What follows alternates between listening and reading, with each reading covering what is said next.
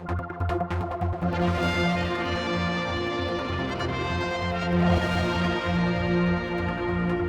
we're back talking with Mr. Bill Henderson about the events that happened over the weekend. Were you surprised to be sacked? Not particularly, because I knew in the back of my mind that this was a sacred cow policy. Now, that was my clear understanding of the situation. I felt I didn't need to clarify it because the commentary that had been made over time it left me in no doubt that this was a die-in-the-ditch, have-to-support policy.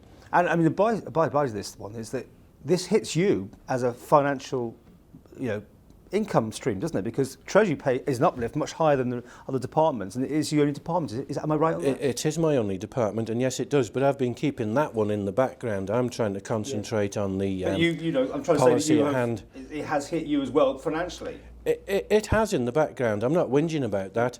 I'm trying to concentrate on the principles that are being established here, and the fact that a politician should and must at times, if they're continually reviewing a difficult situation, there's no point committing suicide over something. And I think it shows that government should be prepared in itself to re-look at things and keep things under continuous evaluation, Paul.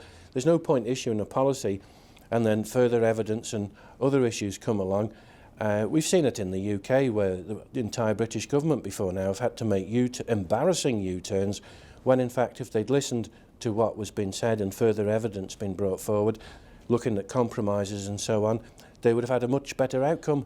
Where do you go from here? Because obviously you've been privy to lots of information that the Treasury are working on for the budget next month. Yes, that's absolutely correct, but my track record within Tynwald and government speaks for itself as far as confidentiality is concerned.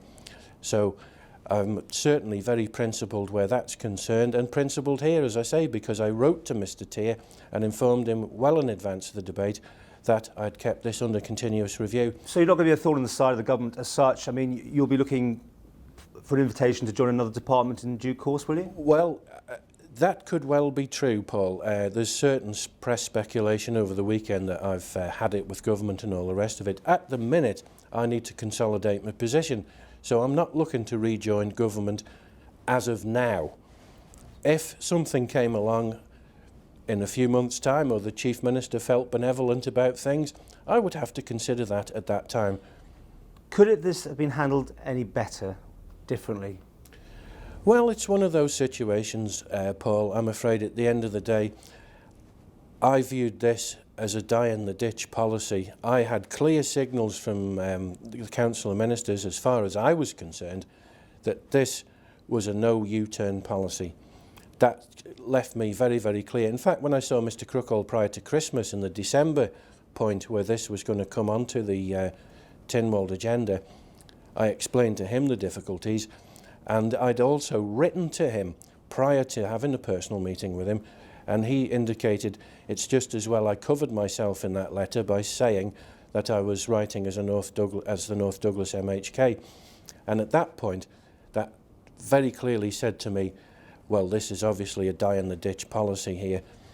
It's obviously going to come back again in another form. Will you look at it and again vote with your conscience if it's on improved terms? May you yet still end up voting for it? As it stands now, we had a dog's dinner in Tynwald with this because a second order was proposed by Mr. Crookall to run in February. So the joke of it is, it was withdrawn anyway. There was no vote taken. I didn't vote against government. I didn't have the chance. And as I say, Mr. Cretney can throw out confidential documents from the council minister's table, breaching Comin rules, breaching the Secrecy Act. Well, are you therefore saying that he wasn't treated the same way as you were and he should have been sacked? Well, he should have been. A far greater crime than I committed. At least I was honest to Mr. Teare and told him up front before the debate in plenty of time that I'd reviewed the situation. So, as I say, a politician should be allowed to change their minds. I've committed no big crime here. They're hanging me out to dry to say, oh no, I'm dishonest and not supportive and a team player. My track record speaks for itself on that, Paul, and I've supported government on some of the most tricky decisions that have had to be made. This one, however, I firmly believe we're not at the point yet where we need to do this, and I've always said, and supported our young people's education packages. You accept that there's some big decisions to be made, cuts will have to be made in expenditure? Certainly, and I've supported those. If people check the public record, they will see that I have been supporting issues such as that, Mr. Robert Shaw's review of the social benefits package and so on. There's no problem there at all.